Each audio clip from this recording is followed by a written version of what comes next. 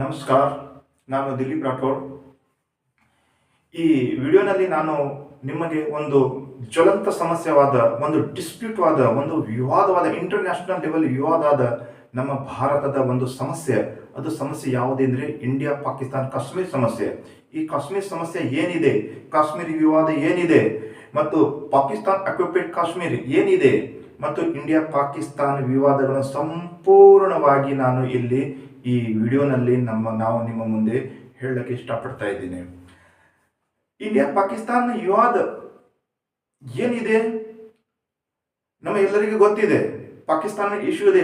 Pakistan issue ಏನಿದೆ ಅದು, ಅದರ ಬಗ್ಗೆ ನಾನು ಡೀಟೇಲ್ ಆಗಿ ಇಲ್ಲಿ ತಿಳಿಸ್ಕೊಡ್ತೀನಿ.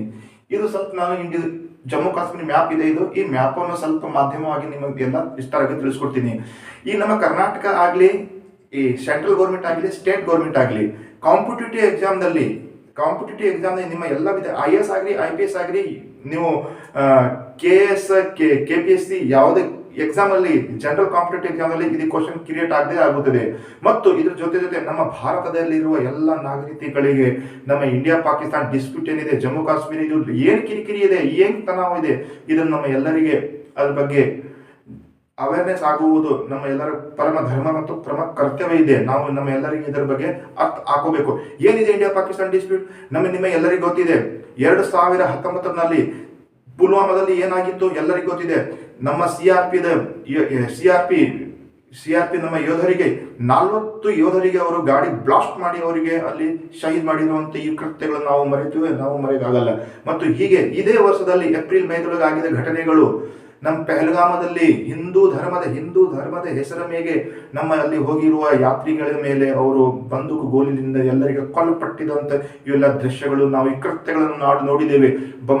Taj Mahal hotel, Bombay attack, Delhi blast, Ajmer blast, Allahabad blast, ಇವು ಎಲ್ಲ ಬ್ಲಾಸ್ಟ್ಗಳು ಇವು ಏನದ, ಇದು ಯಾಕಿದೆ ಇಂಡಿಯಾ ಪಾಕಿಸ್ತಾನ ಡಿಸ್ಪ್ಯೂಟ್, ಅದು ಹೇಗೆ ಕ್ರಿಯೇಟ್ ಆಯಿತು, ಮತ್ತು ಜಮ್ಮು ಕಾಶ್ಮೀರ ಅಂದ್ರೆ ಇದು ನಾವು ಜಮ್ಮು ಕಾಶ್ಮೀರ ನೋಡ್ತೀವಿ. ಯಾರ ಬಲ್ಲಿ ಇದೆ ಜಮ್ಮು ಕಾಶ್ಮೀರ?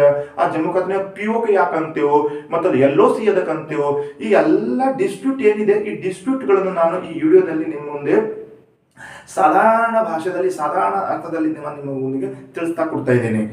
ಅದಕ್ಕೆ ನಾನು ಫಸ್ಟ್ ಆಗಿ ಅಂದ್ರೆ ಎಲ್ಲರಿಗೆ ನಮ್ಮ ಭಾರತೀಯರು ಅಂದ್ರೆ ನಮ್ಮ ಇಂಡಿಯಾ ಪಾಕಿಸ್ತಾನ ಡಿಸ್ಪ್ಯೂಟ್ ನಮಗೆ ಎಲ್ಲರಿಗೂ ಗೊತ್ತಾಗಿರ್ಬೇಕು. ಅಂದ್ರೆ ನಾವು ಎಕ್ಸಾಕ್ಟ್ ಅಂದ್ರೆ ಭಾರತೀಯರು ಅನ್ನಿಸ್ತಿದ್ದೇವೆ, ಇದ್ರ ನಾವು ದೇಶಭಕ್ತರು ಅನ್ನಿಸ್ತಿದ್ದೇವೆ, ಇದ್ದಿದ್ರೆ ನಾವು ಭಾರತೀಯರೇ ಇಲ್ಲ ಅಂತ ಅನ್ನಿಸ್ತದೆ. ಅದಕ್ಕೆ ನಾವು ಭಾರತೀಯರು ಅಂದ್ರೆ ಇಂಡಿಯಾ ಪಾಕಿಸ್ತಾನ ಡಿಸ್ಪ್ಯೂಟ್ ಏನಿದೆ, ಈ ಜಮ್ಮು ಕಾಶ್ಮೀರ ವಿವಾದ ಏನಿದೆ, ಇವೆಲ್ಲರೂ ಅರ್ಥ ಮಾಡ್ಕೋಬೇಕು. ಅದಕ್ಕೆ ನಾನು ಈ ವಿಡಿಯೋನಲ್ಲಿ ನಾನು ಸ್ಟಾರ್ಟ್ ಮಾಡ್ತೀನಿ, ಇಂಡಿಯಾ ಪಾಕಿಸ್ತಾನ ಡಿಸ್ಪ್ಯೂಟ್ ಏನಿದೆ ಅಂತ. ಫಸ್ಟ್ ನೋಡ್ರಿ, ನಮಗೆಲ್ಲರಿಗೆ ಇದು ಒಂದು ಕಾಮನ್ಲಿ ಹಿಸ್ಟ್ರಿ ಗೊತ್ತಾಗಿರ್ಬೇಕು. ನಮ್ಮ ದೇಶದ ಮೇಲೆ, ನಮ್ಮ ಭಾರತ ದೇಶದ ಮೇಲೆ ಸುಮಾರು 200 ವರ್ಷಗಳ ಆಳ್ವಿಕೆ ಯಾರು ಮಾಡಿದ್ರು? ಬ್ರಿಟಿಷರು ಆಳ್ವಿಕೆ ಮಾಡಿ ಬಂದರು, ಟ್ರೇಡ್ ಸಲುವಾಗಿ ಬಂದರು, ಮತ್ತು ನಮ್ಮ ಎಲ್ಲರೂ ಆಡಳಿತ ಮಾಡೋರು. ನಾವು 200 ವರ್ಷಗಳು ನಾವು ಗುಲಾಮರಾಗಿ ಉಳಿದೆವು, ನಮಗೆಲ್ಲರಿಗೂ ಗೊತ್ತಿದೆ. ಈಗ ಏನಾಯ್ತಂದ್ರೆ ಗ್ರ್ಯಾಜುಲಿ 1947 ಒಳಗೆ ನಿಮ್ಮ ಎಲ್ಲರಿಗೂ ಗೊತ್ತಿರುವಂತ 1947 ಇಂಡಿಯನ್ ಇಂಡಿಪೆಂಡೆಂಟ್ ಆಕ್ಟ್, ಇಲ್ಲಿ Indian independent act 1947 Indian independent act according ಬ್ರಿಟಿಷರು ನಮಗೆ ಸ್ವಾತಂತ್ರ್ಯವನ್ನು ಕೊಟ್ಟಿರು. ಇಂಡಿಯನ್ ಇಂಡಿಪೆಂಡೆಂಟ್ ಆಕ್ಟ್ ಇವು ಕಾಂಪಿಟೇಟಿವ್ ಎಕ್ಸಾಮ್ದಲ್ಲಿ ಕೇಳೋದು ನೋಡ್ರಿ. ಇಂಡಿಯನ್ ಇಂಡಿಪೆಂಡೆಂಟ್ ಆಕ್ಟ್ ಬ್ರಿಟಿಷರು ಇದೇ ಆಕ್ಟ್ ಅಕಾರ್ಡಿಂಗ್ ನಮಗೆ ಸ್ವಾತಂತ್ರ್ಯ ಕೊಟ್ಟಿರು. ಅವ್ರು ಸ್ವಾತಂತ್ರ್ಯ ಯಾಕೆ ಕೊಟ್ಟಿರು ಅಂದ್ರೆ, ಅವ್ರ ಏನಿತ್ತು ನೋಡ್ರಿ, ನಾವು ಇಂಡಿಯಾಗೆ ಸ್ವಾತಂತ್ರ್ಯ ಮಾಡ್ತಾ ಇದ್ದೇವೆ. ಇಂಡಿಯಾಗಲ್ಲ, ಅಖಂಡ ಭಾರತದ ಇಂಡಿಯಾ ಮತ್ತು ಪಾಕಿಸ್ತಾನ 2 ಕಂಟ್ರಿಗಳಾಗಿ ನಾವು ನಿಮಗೆ ಸ್ವಾತಂತ್ರ್ಯ ಕೊಡ್ತಾ ಇದ್ದೇವೆ. ಅವ್ರದ್ದೇನಿತ್ತು, ಯಾರು ಇಂಡಿಯಾ ಮತ್ತು ಪಾಕಿಸ್ತಾನ 2 ಕಂಟ್ರಿ, ನಾವು ನಿಮಗೆ ಫ್ರೀಡಮ್ ಕೊಡ್ತಾ ಇದ್ರೆ 2 ಕಂಟ್ರಿ ಇಂಡಿಯಾ ಮತ್ತು ಆಗ್ಬೇಕು ಮತ್ತು ಪಾಕಿಸ್ತಾನ ಆಗ್ಬೇಕು, ಇದು ಅವರು ಷರತ್ತಿತ್ತು. ಮತ್ತೊಂದು ಷರತ್ತು ಏನಿತ್ತು ಅಂದ್ರೆ, ಯಾರು ಇಂಡಿಯಾದೊಳಗೆ ಹೋಗ್ತೀರಿ ಇಂಡಿಯಾದೊಳಗೆ ಹೋಗ್ರಿ, ಯಾರು ಪಾಕಿಸ್ತಾನದೊಳಗೆ ಹೋಗ್ತೀರಿ ಪಾಕಿಸ್ತಾನದ ಹೋಗ್ರಿ, ಮತ್ತು ಯಾರು ಇಂಡಿಪೆಂಡೆಂಟ್ ಇರ್ರಿ ಅಂತಂದರು ಅವರು. ಈ ಕನ್ಫ್ಯೂಸ್ ಕ್ರಿಯೇಟ್ ಆಗ್ತದೆ. ಮತ್ತೊಂದು, ಬ್ರಿಟಿಷರು ನಮ್ಮ ಇಂಡಿಯಾದೊಳಗೆ 2 ಪ್ರಕಾರ ರೂಲ್ ಮಾಡ್ತಾ ಇದ್ರು ಅವರು, ಡೈರೆಕ್ಟ್ ರೂಲ್, ಇಂಡೈರೆಕ್ಟ್ ರೂಲ್. ಇದನ್ನು ಅರ್ಥ ಮಾಡ್ಕೋಬೇಕು ನಾವು. ಬ್ರಿಟಿಷರು ನಮ್ಮ ದೇಶ ಮೇಲೆ 2 ಪ್ರಕಾರ ರೂಲ್ ಮಾಡ್ತಾ ಇದ್ರು, ಒಂದು ಡೈರೆಕ್ಟ್ ರೂಲ್, ಮತ್ತೊಂದು ಇಂಡೈರೆಕ್ಟ್ ರೂಲ್. ಡೈರೆಕ್ಟ್ ರೂಲ್ ಅಂದ್ರೆ ಅವರೇ ಡೈರೆಕ್ಟ್. ಬೊಂಬೈ ಆಯ್ತು, ಇದು ನಮ್ಮ ಬಂಗಾಲ್ ಆಯ್ತು, ಮಡ್ರಾಸ್ ಆಯ್ತು, ಇವು ದೊಡ್ಡ ಪ್ರಾಂತ ಮೇಲೆ ಅವರು ಡೈರೆಕ್ಟ್ ರೂಲ್ ಮಾಡ್ತಾ ಇದ್ರು. ಮತ್ತು ಕೆಲವು ಇಂಡೈರೆಕ್ಟ್ ರೂಲ್ ಅಂದ್ರೆ ಇವು ನಮ್ಮ ದೇಶೀಯ ರಾಜರು, ಮಹಾರಾಜ ಮಾಧ್ಯಮದಿಂದ ಅವರು ಆಡಳಿತ ನಡೆಸ್ತಾ ಇದ್ರು. ಈಗ ನಮ್ಮ ಮೈಸೂರು ಒಡೆಯರು, ನಿಜಾಮರು, ಜಮ್ಮು ಕಾಶ್ಮೀರ, ಜುನಾಗಢರು, ಅಕ್ಕಲ್ಕೋಟ್, ಇವು ಹಲವಾರು ಟೋಟಲ್ 562 ನಮ್ಮ ದೇಶೀಯ ರಾಜರುಗಳಿದ್ದವು. ಅಂದ್ರೆ ಬ್ರಿಟಿಷ್ ರೂಲ್ ಎಷ್ಟು ಪ್ರಕಾರ ಇತ್ತು? Direct rule and indirect rule. ಇಲ್ಲಿ ಏನಂದ್ರೆ ಅವರು ಈ ಇಂಡೈರೆಕ್ಟ್ ರೂಲ್ ರಾಜ ಮಹಾರಾಜರಾಗ ಏನಂದ್ರು, ನಾವು ಭಾರತವನ್ನು ಇಂಡಿಪೆಂಡೆಂಟ್ ಫ್ರೀಡಮ್ ಮಾಡ್ತಾ ಇದ್ದೀವಿ, ಸ್ವತಂತ್ರ ಕೊಡ್ತಾ ಇದ್ದೀವಿ. ನೋಡ್ರಿ, ನೀವು ಇಂಡಿಯಾದೊಳಗೆ ಹೋಗ್ತೀರಿ ಅಂದ್ರೆ ಇಂಡಿಯಾದಾಗ ಹೋಗ್ರಿ, ಮತ್ತು ನೀವು ಪಾಕಿಸ್ತಾನ ಹೋಗ್ತೀರಿ ಅಂದ್ರೆ ಪಾಕಿಸ್ತಾನ ಹೋಗ್ರಿ, ಅಥವಾ ನೀವು ಇಂಡಿಪೆಂಡೆಂಟ್ ಇರ್ತೀರಿ ಇಂಡಿಪೆಂಡೆಂಟ್ ಇರಿ ಅಂದ್ರೆ ಇಲ್ಲಿ ದೇಶೀಯ ರಾಜರುಗಳಿಗೆ ಅಂದರು ಅವರು. ಆ ದೇಶೀಯ ರಾಜರು ಏನ್ ಮಾಡಿದ್ರು ಅಂದ್ರೆ 562 ಅವ್ರೇನ್ ಮ್ಯಾಕ್ಸಿಮಮ್ ಇಂಡಿಯಾದೊಳಗೆ ಹೋಗೋರು ಇಂಡಿಯಾದೊಳಗೆ ಬಂದರು, ಮತ್ತು ಪಾಕಿಸ್ತಾನ ಈ ಸೈಡ್ ಪಾಕಿಸ್ತಾನ ಹೋದರು, ಪಾಕಿಸ್ತಾನ ಹೋಗ್ಬಿಟ್ಟರು. ಅಲ್ಲಿ 3 ದೇಶೀಯ ರಾಜರುಗಳು ಸಂಸ್ಥೆಗಳು, ನಮ್ಮ ಪಾಕಿಸ್ತಾನ್ ಇಂಡಿಯಾ ಪಾಕಿಸ್ತಾನ್ ಡಿಸ್ಪ್ಯೂಟ್ ಇಲ್ಲಿಂದ ಸ್ಟಾರ್ಟ್ ಆಗಿದೆ. ಪಾಕಿಸ್ತಾನ್ ಡಿಮಾಂಡ್ ಇದು ಬ್ರಿಟಿಷ್ ಏನಿದ್ರು ಇಂಡಿಯಾದೊಳಗೆ ಹೋಗೋರು ಇಂಡಿಯಾಗ ಹೋಗ್ರಿ, ಪಾಕಿಸ್ತಾನ ಹೋಗೋರು ಪಾಕಿಸ್ತಾನದ ಇಂಡಿಪೆಂಡೆಂಟ್ ಇರೋ. ಇಲ್ಲಿ ಏನಾಯ್ತು, ನಮ್ಮ ಇಂಡಿಯಾದೊಳಗೆ ಎಲ್ಲ ಮರ್ಜಾದವು ಇವೆಲ್ಲ ಎಲ್ಲ ಇಂಡಿಯಾ ಪಾಕಿಸ್ತಾನ ಹೋದ್ರು. ಇಲ್ಲಿ 3 ದೇಶೀಯ ಸಂಸ್ಥೆಗಳು, 3 principal state, biggest 3 principal state. First is Jammu Kashmir. ರಾಜ ಮಹಾರಾಜರಂದ್ರು ನಾವು ಇಂಡಿಯಾ ಹೋಗಲ್ಲ, ನಾವು ಪಾಕಿಸ್ತಾನ ಹೋಗಲ್ಲ, ನಾವು ಸ್ವತಂತ್ರ ದೇಶ ಕಟ್ಕೋತೀವಿ. ಓಕೆ. ಸೆಕೆಂಡ್ ಈಸ್ ಜುನಾಗಢ ರಾಜರ ಏನಂದ್ರು, ನಾವು ಇಂಡಿಯಾ ಹೋಗಲ್ಲ, ನಾವು ಪಾಕಿಸ್ತಾನ ನಮ್ಮ ದೇಶ. ಹೈದರಾಬಾದ್ ನಿಜಾಮರು, ನಾವು ಇಂಡಿಯಾ ಹೋಗಲ್ಲ, ಪಾಕಿಸ್ತಾನ ಹೋಗಲ್ಲ, ನಾವು ದೇಶ ಕಟ್ಕೋತೀವಿ. ಇವು 3 ಬಿಗ್ಗೆಸ್ಟ್ ಪ್ರಿನ್ಸಿಪಲ್ ಸ್ಟೇಟ್ ಏನಂದ್ರೆ ನಾವು ಇಂಡಿಯಾಗೆ ಬಿ ಹೋಗಲ್ಲ, ಪಾಕಿಸ್ತಾನ ನಾವು ದೇಶ ಕಟ್ಕೋತೀವಿ. ಓಕೆ, ಕರೆಕ್ಟ್ ಅದ. ಇಲ್ಲಿ ಏನಾಯ್ತು, ಇದು ಜಮ್ಮು ಕಾಶ್ಮೀರ ಇಂಡಿಯಾಗೆ ಬಂದಿಲ್ಲ, ಪಾಕಿಸ್ತಾನಕ್ಕೆ ಬಂದಿದೆ. ಇವರು ಜಮ್ಮು ಕಾಶ್ಮೀರ, ಇದೆ ನಮ್ಮ ಜಮ್ಮು ಕಾಶ್ಮೀರ.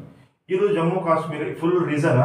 ಇವ್ರು ಏನ್ ಮಾಡಿದಾರೆ ಅಂದ್ರೆ ಜಮ್ಮು ಕಾಶ್ಮೀರದವರು, ನಾವು ಇಂಡಿಯಾಗೆ ಹೋಗಲ್ಲ, ನಾವು ಪಾಕಿಸ್ತಾನಕ್ಕೆ ಹೋಗಲ್ಲ, ನಾವು ಇಂಡಿಯಾಗೆ ಹೋಗಲ್ಲ, ನಾವು ಪಾಕಿಸ್ತಾನಕ್ಕೆ ಹೋಗಲ್ಲ, ನಾವು ಫ್ರೀಡಮ್ ಇರ್ತೇವೆ ಅಂದರು. ಈಗ ಫ್ರೀಡಮ್ ಇರ್ತೀವಿ ಅಂತ ಅಂದ್ರಲ್ಲ, ಇವು ನಮ್ಮ ಪಾಕಿಸ್ತಾನಗಳು ಏನ್ ಮಾಡಿದ್ರು ಅಂದ್ರೆ ಸೀದಾ ಈ ಪಾಕಿಸ್ತಾನ್ ನೋಡಿ, ಈ ಪಾಕಿಸ್ತಾನ ಅಲ್ಲ, ಪಾಕಿಸ್ತಾನ್ ಈ ಸೈಡ್ ರೇಂಜ್ ಪಾಕಿಸ್ತಾನ ಇದೆ ನಮ್ದು, ಈ ಪಾಕಿಸ್ತಾನ ಈ ಕಡೆ ಇದೆ. ಈ ಪಾಕಿಸ್ತಾನ ಏನಂದ್ರೆ ಜಮ್ಮು ಕಾಶ್ಮೀರ ಮೇಲೆ ಅಟ್ಯಾಕ್ ಮಾಡಿಬಿಟ್ರು. 1947 ಅಟ್ಯಾಕ್ ಮಾಡಿಬಿಟ್ರು ಅವರು. ಫ್ರೀಡಮ್ ಆಯ್ತು, ಸ್ವತಂತ್ರ ಆಯ್ತು 15 ಆಗಸ್ಟ್ ಸಂಡೇ ಅವರು ಏನಂದ್ರೆ ಜಮ್ಮು ಕಾಶ್ಮೀರಾಗ ಅಟ್ಯಾಕ್ ಮಾಡಿದ್ರು. ಹೇಗೆ ಅಟ್ಯಾಕ್ ಮಾಡಿದ್ರು ಅಂದ್ರೆ ಅಲ್ಲಿದ್ದ ರಾಜ ಇದ್ರು, ಮಹಾರಾಜ ಹರಿಸಿಂಗ್. ಆ ಮಹಾರಾಜ ಹರಿಸಿಂಗ್ ಏನಂದ್ರೆ ನಾವು ಇಂಡಿಯಾ ಹೋಗಲ್ಲ, ನಾವು ಪಾಕಿಸ್ತಾನ ನಾವು ಫ್ರೀಡಮ್ ಕಾಶ್ಮೀರ ಒಂದು ದೇಶ ಕಟ್ಕೋತಿದ್ರು ಅಂದರು. ಅದಕ್ಕೆ ಇವು ಪಾಕಿಸ್ತಾನದವರು ಜಮ್ಮು ಕಾಶ್ಮೀರ ಅಟ್ಯಾಕ್ ಮಾಡಿದ್ರು. ಅಟ್ಯಾಕ್ ಮಾಡಿದ ತಕ್ಷಣ ಇಲ್ಲಿ ಜಮ್ಮು ಕಾಶ್ಮೀರ ನೋಡಿ, ಇಲ್ಲಿಂದ ಪಾಕಿಸ್ತಾನ ಇಲ್ಲಿ ಅಟ್ಯಾಕ್ ಮಾಡಿದ್ರು, ಫುಲ್ ಅಟ್ಯಾಕ್ ಮಾಡಿದ್ರು ಪಾಕಿಸ್ತಾನ ಈ ಕಡೆ. ಈ ಅಟ್ಯಾಕ್ ಮಾಡುವಾಗಲ್ಲ ಅಲ್ಲಿಂದ ಇರುವುದು ರಾಜ ಮಹಾರಾಜ, ಜಮ್ಮು ಕಾಶ್ಮೀರ ರಾಜ ಮಹಾರಾಜರು. ಅವ್ರು ಏನ್ ಮಾಡಿದ್ರು ಅಂದ್ರೆ ಸೀದಾ ನಮ್ಮ ದಿಲ್ಲಿಗೆ ಬಂದರು. ಎಲ್ಲಿ ದಿಲ್ಲಿದೊಳಗೆ ಯಾರಿದ್ರು? ನಮ್ಮ ಪ್ರಧಾನಮಂತ್ರಿ, prime minister of Goa, the prime minister of the first prime minister of the India, Pandit Jawaharlal Nehru. You know very well. And ಆ ಟೈಮಿಗೆಲ್ಲ ಇಂಟ್ರೀಮ್ ಗೌರ್ಮೆಂಟ್ ಇತ್ತು. ಇಂಟ್ರೀಮ್ ಗೌರ್ಮೆಂಟ್ ಅಂದ್ರೆ ನಾವು ಇನ್ನು ಸಾರ್ವತ್ರಿಕ ಚುನಾವಣೆ ಆಗಲಿಲ್ಲ, ಅಲ್ಲಿ ಇಂಟ್ರೀಮ್ ಗೌರ್ಮೆಂಟ್ ಇತ್ತು. ಪ್ರಧಾನಮಂತ್ರಿ ಇದ್ರು ನಮ್ಮ ಪಂಡಿತ್ ಜವಾಹರ್ಲಾಲ್ ನೆಹರು. ರಾಜ ಹರಿಸಿಂಗ್, ಜಮ್ಮು ಕಾಶ್ಮೀರ ರಾಜ ಹರಿಸಿಂಗ್ ಏನಂದ್ರೆ ದಿಲ್ಲಿಗೆ ಬಂದ್ರು. ದಿಲ್ಲಿಗೆ ಬಂದ ತಕ್ಷಣ ಏನಂದ್ರು ಅವರು, ರಾಜ ಇಲ್ಲಿ ನನ್ನ ಪ್ರಾಬ್ಲಮ್ ಕ್ರಿಯೇಟ್ ಆದ ಕಾಶ್ಮೀರದು ಬಂದು ಏನು ಹೇಳಿದ್ರು ಅಂದ್ರೆ ಪಂಡಿತ್ ಜವಾಹರ್ಲಾಲ್ ನೆಹರುಗೆ, ನೋಡ್ರಿ ನಮಗೆ ನೀವು ಹೇಗಾದ್ರೆ ನಮ್ಗೆ ಕಾಪಾಡ್ರಿ, ನಮ್ಮ ರಕ್ಷಣೆ ಮಾಡ್ರಿ. ಏನಾಯ್ತು ರಕ್ಷಣೆ ಮಾಡಿದ್ರೆ ಇವು ಪಾಕಿಸ್ತಾನಗಳು ನಮ್ಮ ಮೇಲೆ ಅಟ್ಯಾಕ್ ಮಾಡ್ತಾ ಇದ್ದಾರೆ, ಜಮ್ಮು ಕಾಶ್ಮೀರ ಅಟ್ಯಾಕ್ ಮಾಡ್ತಾ ಇದ್ದಾರೆ, ಮತ್ತು ಅವರು ಪಾಕಿಸ್ತಾನವೆಲ್ಲ ಕಬಾಲಿಗಳು ನಮ್ಮ ಕಾಶ್ಮೀರ ಒಳಗೆ ಬಂದ್ಬಿಟ್ಟಿದ್ದಾರೆ, ಅದಕ್ಕೆ ನೀವು ನಮಗೆ ರಕ್ಷಣೆ ಕೊಡ್ರಿ ಅಂತ ರಾಜ ಮಹಾರಾಜ್ ಸಿಂಗ್ ಪಂಡಿತ್ ಜವಾಹರ್ಲಾಲ್ ನೆಹರುಗೆ ಅದು ರಿಕ್ವೆಸ್ಟ್ ಮಾಡಿದ್ರು. ನಿಮಗೆ ಪಂಡಿತ್ ಜವಾಹರ್ಲಾಲ್ ನೆಹರು ಅಂದ್ರೆ ನಾವು ನಿಮಗೆ ಯಾಕೆ ಹೆಲ್ಪ್ ಮಾಡಬೇಕು, ನೀವು ನಮ್ಮ ಇಂಡಿಯಾಗೆ ಬಂದಿಲ್ಲ ಅಂದ್ರೆ ನಾವು ಹೆಲ್ಪ್ ಮಾಡೋದಂದ್ರು. ನೋಡಿ ಹೆಲ್ಪ್ ಮಾಡ್ಬೇಕಂದ್ರೆ ಅಲ್ಲಿ ಏನಾಯ್ತು ಅಂದ್ರೆ ಒಂದು ವಿಲಯ ಪತ್ರ, ಇಲ್ಲಿ ನೋಡಿ ಒಂದು ವಿಲಯ ಪತ್ರ ಇದೆ. ಇದು ಒಂದು ವಿಲಯ ಪತ್ರ ಅಂದ್ರೆ ಇನ್ಸ್ಟ್ರೂಮೆಂಟ್ ಆಫ್ ಎಕ್ಸೆಷನ್ ಅಂದ್ರೆ ಇದೆ ವಿಲಯ ಪತ್ರ ಏನಂದ್ರೆ ಈ ಜಮ್ಮು ಕಾಶ್ಮೀರ ರಾಜರು ಪಂಡಿತ್ ಜವಾಹರ್ಲಾಲ್ ನೆಹರು ದಿಲ್ಲಿಗೆ ಬಂದ ತಕ್ಷಣ ಇವ್ರು ಒಂದೊಂದು ವಿಲಯ ಪತ್ರದೊಳಗೆ ಅಂದ್ರೆ ಆಯ್ತಪ್ಪ ನಾವು ನಿಮ್ ಇಂಡಿಯಾದೊಳಗೆ ಬರ್ತೀವಿ ಅಂತ ಒಂದು ಸಿಗ್ನೇಚರ್ ವಿಲಯ ಪತ್ರದ ಸಿಗ್ನೇಚರ್ ಮಾಡಿದ್ರು. ಸಿಗ್ನೇಚರ್ ಮಾಡಿದ ತಕ್ಷಣ ಇಲ್ಲಿ ದಿಲ್ಲಿಲಿಂದ ನಮ್ಮ ಆರ್ಮಿ, ಇಂಡಿಯನ್ ಆರ್ಮಿ ದಿಲ್ಲಿಲಿಂದ ಫ್ಲೈಟ್ ವಿಮಾನ ಮಾಧ್ಯಮದಲ್ಲಿ ರಾತ್ರಿ ಡ್ರಾಪ್ ಮಾಡಿದ್ರು ಶ್ರೀನಗರದೊಳಗೆ. ರಾತ್ರಿನಲ್ಲಿ ಹೋಗ್ಬಿಟ್ಟರು. ಇಲ್ಲಿ ಎಲ್ಲಿಂದ್ರೆ ಶ್ರೀನಗರ್. ಇವರು ಪಾಕಿಸ್ತಾನಿಗಳು ಗ್ರಾಜುಲಿ ಇಲ್ಲಿ ಶ್ರೀನಗರ್ ತನಕ ಬಂದ್ಬಿಟ್ಟಿದ್ರು. ಅವರು ಶ್ರೀನಗರ್, ನಮ್ಮ ಜಮ್ಮು ಕಾಶ್ಮೀರ ಶ್ರೀನಗರ್. ನಮ್ಮ ಇಂಡಿಯಾ ಮಿಲಿಟರಿ ರಾತ್ರಿ ಏನ್ ಮಾಡ್ತಾರೆ ಅಂದ್ರೆ ಇವರಿಗೆ ಗ್ರಾಜುಲಿ ಇವರಿಗೆ ಪುಷ್ ಮಾಡಿ ಎಲ್ಲಿ ತನಕ ನಾವು ಅಂದ್ರೆ ಇಲ್ಲಿ ತನಕ ಅವರಿಗೆ ಹಾಕ್ಬಿಟ್ಟಿದ್ದೇವೆ. ಇಂಡಿಯಾ ಪಾಕಿಸ್ತಾನ, ಇಲ್ಲಿ ಇಂಡಿಯಾ ಮಿಲಿಟರಿ, ಅಲ್ಲಿ ಪಾಕಿಸ್ತಾನ ಮಿಲಿಟರಿ. ಈಗ ಏನಾಯ್ತು ಅಂದ್ರೆ ನಮ್ಮ ಪಂಡಿತ್ ಜವಾಹರ್ಲಾಲ್ ನೆಹರು ಈ ಇಶ್ಯೂಗಳನ್ನು ಯುನೈಟೆಡ್ ನೇಷನ್ ನಲ್ಲಿ ಒಯ್ದರು. ಅವರು ಯುನೈಟೆಡ್ ನೇಷನ್ ದಲ್ಲಿ ಒಯ್ದರು. ಯುನೈಟೆಡ್ ನೇಷನ್ ದಲ್ಲಿ ಏನಾಯ್ತು ಅಂದ್ರೆ ಯುನೈಟೆಡ್ ನೇಷನ್ ದಲ್ಲಿ ಏನಂದ್ರು, ನೋಡ್ರಿ ಇಂಡಿಯಾ ಅಂಡ್ ಪಾಕಿಸ್ತಾನ್, ಇಲ್ಲಿ ಇಲ್ಲಿ ಇಂಡಿಯಾ ಮಿಲಿಟರಿ ಇದೆ, ಇಲ್ಲಿ ಪಾಕಿಸ್ತಾನ ಮಿಲಿಟರಿ ಇದೆ. ನಾವ್ ಅಂತೇವಲ್ಲ ಇದು ಒಂದು ನಮ್ದು ಇದು ಮ್ಯಾಪ್ ನೋಡ್ರಿ, ಇದು ನಮ್ಮ ಇಂಡಿಯಾ ಮ್ಯಾಪ್ ಅಂತ ಹೇಳ್ತೇವಲ್ಲ, ಇದು ಇಂಡಿಯಾ ಮ್ಯಾಪ್ ಇಲ್ಲ, ಇದು ನಮ್ಮ ಇಂಡಿಯಾ ಇದೆ, ಇದು ಇಂಡಿಯಾ ಇದೆ. ಬಟ್ ಅದು ನಮ್ಮ ಇಂಡಿಯಾದೊಳಗೆ ಯಾರು ಬಂದು ಕುಂತಾರಲ್ಲಿ? ಪಾಕಿಸ್ತಾನ ಬಂದು ಕುಂತಾರಲ್ಲಿ. ಇಂಡಿಯಾ ಇದೆ, ಇದು ಇಂಡಿಯಾದೊಳಗೆ ಪಾಕಿಸ್ತಾನ ಇದೆ. ಇಲ್ಲಿ ಆಕ್ಚುಲಿ ಇದು ಇಂಡಿಯಾ ಮ್ಯಾಪ್ ಹಿಂಗಿದೆ ಅಲ್ಲ, ಇದು ಜಮ್ಮು ಕಾಶ್ಮೀರ ಮ್ಯಾಪ್. ಈ ಮ್ಯಾಪ್ ದೊಳಗೆ ಪಾಕಿಸ್ತಾನ ಅವರು ಬಂದು ಇಲ್ಲಿ ಕುಂತಿದ್ದಾರೆ. ಆ ಪಾಕಿಸ್ತಾನ ಬಂದಿದಲ್ಲ ಆ ಏರಿಯಾಗೆಲ್ಲ ಅವ್ರು ಕಬ್ಜಾ ಮಾಡಿಬಿಟ್ಟಾರೆ. ಅಂದ್ರೆ ಪಾಕಿಸ್ತಾನ್ ಆಕ್ಯುಪೈಡ್ ಕಾಶ್ಮೀರ್ ಅಂತ ಇದೆ. ಪಾಕಿಸ್ತಾನ್ ಆಕ್ಯುಪೈಡ್ ಕಾಶ್ಮೀರ್ ಅಂದ್ರೆ ಈ ಏರಿಯಾದೊಳಗೆ ಪಾಕಿಸ್ತಾನ ಸದ್ಯಕ್ಕೆ ಅಲ್ಲಿ ಕುಂತಿದ್ದಾರೆ. ಮತ್ತೆ ಈ ಪ್ರಾಬ್ಲಮ್ ಅಂದ್ರೆ ನಮ್ಗೆ ಈಗ ಸದ್ಯಕ್ಕೆ ಪ್ರಾಬ್ಲಮ್ ಏನಿದೆ, ನಮಗದು POK ಬೇಕು. ನಮ್ POK ಪಾಕಿಸ್ತಾನ ಆಕ್ಯುಪೈಡ್ ಕಾಶ್ಮೀರ್ ನಮಗ್ ಬೇಕು. ಅಲ್ಲಿ UN ಪಂಡಿತ್ ಜವಾಹರ್ಲಾಲ್ UN ಏನಂದ್ರೆ ಯುನೈಟೆಡ್ ನೇಷನ್ ಏನಂದ್ರೆ ಇಂಡಿಯಾ ಪಾಕಿಸ್ತಾನ ಜಗಳ ಮಾಡಬೇಡ್ರಿ, ನೀವು ಸೀಸ್ ಫೈರ್ ಮಾಡ್ರಿ, ನೀವು ಜಗಳ ಮಾಡಬಾರ್ದು, ಈ ಪ್ರಾಬ್ಲಮ್ ಎಲ್ಲ ನಾವು ಸಾಲ್ವ್ ಮಾಡ್ತೀವಿ, ನಾವು ರಿಸರ್ವ್ ಮಾಡ್ತೀವಿ ಅಂತ ಅಂದ್ರು. ಈ 1947 ಪ್ರಾಬ್ಲಮ್ ಈ ತನಕ ಅದೇ ಪ್ರಾಬ್ಲಮ್ ಇದೆ. ಇಲ್ಲಿ ನಮ್ಮ ಇಂಡಿಯಾದೊಳಗೆ ಬಂದು ಪಾಕಿಸ್ತಾನ ಇಲ್ಲಿ ಕುಂತಾರೆ. ಮತ್ತು ನಮಗೆ ಏನಂದ್ರೆ ನಮಗೆ POK ಬೇಕು ಅಂತ ನಮ್ದು ಡಿಮಾಂಡ್ ಇದೆ, ಬೇಕಲ್ಲ ನಮಗೆ POK. ಇದು ನೋಡ್ರಿ, ಇದು ಇಂಡಿಯಾ ಮ್ಯಾಪ್ ಅದಲ್ಲ, ಇದು ಜಮ್ಮು ಕಾಶ್ಮೀರ್. ಈ ಜಮ್ಮು ಕಾಶ್ಮೀರ್ ಅಂತ ಹೇಳ್ತೇವಲ್ಲ, ಈ ರೇಂಜ್ ಒಳಗಲ್ಲ, ಇದು ರೇಂಜ್ ನಮ್ದು ಇಲ್ಲ, ನಾವು ಇಲ್ಲಿ ಪಾಕಿಸ್ತಾನ ಬಂದು ಕುಂತದೇವೆ ಅಲ್ಲಿ. ಅದಕ್ಕೆ ನಮ್ಮ ಎಲ್ಲರಿಗೆ ಇದು ಒಂದು ಜಾಗೃತಿ ಬರಬೇಕು, ಅವೇರ್ನೆಸ್ ಬರಬೇಕು. ಇದು ನಾವು ಈ ಕಾಶ್ಮೀರ್ ಮ್ಯಾಪ್ ಅಂತೇವಲ್ಲ, ಈ ಕಾಶ್ಮೀರದೊಳಗೆ ಪಾಕಿಸ್ತಾನ ಬಂದು ಕುಂತಾರ. ಆ ಪಾಕಿಸ್ತಾನ ಬಂದಿದ್ದ ಏರಿಯಾಗೆ ಏನಂತಂದ್ರೆ POK ಅಂತಾರ, ಪಾಕಿಸ್ತಾನ್ ಆಕ್ಯುಪೈಡ್ ಕಾಶ್ಮೀರ್. ಇಲ್ಲಿ ಪಾಕಿಸ್ತಾನ್ ಆಕ್ಯುಪೈಡ್ ಕಾಶ್ಮೀರ್, ಇದಕ್ಕೆ POK ಅಂತಾರ. ಈ ಇಂಡಿಯಾ ಪಾಕಿಸ್ತಾನ ಸದ್ಯಕ್ಕೆ ಕಂಪ್ಲೀಟ್ ಡಿಸ್ಪ್ಯೂಟ್ ಏನಿದೆ, ನಮಗೇನ್ ಬೇಕು? ನಮ್ POK ಬೇಕು. ಇದು ನಮ್ಗೆ ಬೇಕಲ್ಲ, ನಮಗ್ ಬೇಕು. ಈ POK ಅವ್ರು ಏನ್ ಮಾಡಿಬಿಟ್ಟಿದ್ದಾರೆ, ಇಲ್ಲಿ ಎಲ್ಲ ಉಗ್ರವಾದಿ ಮಿಲಿಟೆಂಟ್ ಸಂಘಟನೆ, ಉಗ್ರವಾದಿ ಭಯೋತ್ಪಾದಕರ ಎಲ್ಲ ಗ್ರೂಪ್ ಮಾಡ್ಕೊಂಡಿದ್ದಾರೆ. ಇವು ಭಯೋತ್ಪಾದಕ ಟೀಮ್ ಇಲ್ಲಿ ಅಡ್ಡ ಮಾಡ್ಕೊಂಡಾರ. ಅವ್ರು ಏನ್ ಮಾಡ್ತಾರೆ, ಇವು ಉಗ್ರವಾದಿಗಳು ಇಲ್ಲಿ ಇಂಡಿಯಾದೊಳಗೆ ಎಲ್ಲಾ ಕಡೆ ಅವರು ಕಳಿಸ್ತಾರ. ಅವರು ಅದೇ ಬ್ಲಾಸ್ಟ್ ಮಾಡ್ಬಿಡ್ತಾರ ಅವರು. ಅದಕ್ಕೆ ಅಲ್ಲ, ಇಂಡಿಯಾ ಪಾಕಿಸ್ತಾನ ಡಿಸ್ಪ್ಯೂಟ್ ಏನಿದೆ ಅಂದ್ರೆ ಜಮ್ಮು ಕಾಶ್ಮೀರ್ ಡಿಸ್ಪ್ಯೂಟ್ ಇದೆ. ಅದಕ್ಕೆ ಈ ಇಲಾಖೆ ಈ ರೇಂಜ್ ಇದೆ ಅಲ್ಲ, ಇದು ಇಂಡಿಯಾ ಮ್ಯಾಪ್ ತೋರಿಸ್ತಾ ಇದೆ. ಆದ್ರೆ ಇಲ್ಲಿ ನಮ್ಮ ಇಂಡಿಯಾದೊಳಗೆ ಪಾಕಿಸ್ತಾನ ಬಂದ್ಬಿಟ್ಟಿದ್ದಾರೆ. ಇಲ್ಲಿ ಈ ಪಾಕಿಸ್ತಾನದೊಳಗೆ ನಾವು ಏನ್ ಮಾಡ್ಬೇಕಂದ್ರೆ ನಮಗೆ POK ಬೇಕು. ಇದೇ ಇಂಡಿಯಾ ಪಾಕಿಸ್ತಾನ ಡಿಸ್ಪ್ಯೂಟ್ ಇದೆ. ಎಲ್ಲ ವಿದ್ಯಾರ್ಥಿಗಳು ಮತ್ತು ಎಲ್ಲರೂ ನೋಡಿದ್ರೆ ನಿಮಗೆ ಗೊತ್ತಾಗಿರ್ಬೇಕು, ಇದು ಹೀಗಿದೆ ಅಲ್ಲ, ಅದು ಇಲ್ಲ, ಇದು ನಮ್ಮ ಇಂಡಿಯಾ ಮ್ಯಾಪ್ ಹಿಂಗ್ ತೋರಿಸ್ತಾ ಇದೆ. ನಾವು ಎಕ್ಸಾಕ್ಟ್ ಮ್ಯಾಪ್ ನಮ್ದು ಇಲ್ಲ, ಇಲ್ಲಿ ಪಾಕಿಸ್ತಾನ ಇದೆ. ಇಲ್ಲಿ ಪಾಕಿಸ್ತಾನ ಬಂದು ಕೊಟ್ಬಿಟ್ಟಾರೆ ನಮ್ಮ ಇಂಡಿಯಾದೊಳಗೆ. ಅದಕ್ಕೆ ನಮಗೆ ಏನ್ ಬೇಕಂದ್ರೆ ನಮಗೆ POK ಬೇಕು. ನಮ್ಮ ಡಿಮಾಂಡ್ ಇದೆ, POK ಬೇಕು ಅಂತ ನಮ್ದು ಇಚ್ಛೆ ಇದೆ. ಇದಕ್ಕೆ ಅಂದ್ರೆ ನಮ್ಮೆಲ್ಲರಿಗೂ ಗೊತ್ತಾಗಬೇಕು, ಇಂಡಿಯಾ ಪಾಕಿಸ್ತಾನ ಡಿಸ್ಪ್ಯೂಟ್ ಏನಂದ್ರೆ ಎಕ್ಸಾಕ್ಟ್ POK ಮೇಲೆ ಇದೆ, ಪಾಕಿಸ್ತಾನ ಆಕ್ಯುಪೈಡ್ ಕಾಶ್ಮೀರ್ ಮೇಲೆ ಅಂತ ಹೇಳುತ್ತಾ ನಿಮ್ಮ ಎಲ್ಲ ವಿದ್ಯಾರ್ಥಿಗಳಿಗೆ ಇದೊಂದು ವಿಡಿಯೋ ನೋಡ್ರಿ.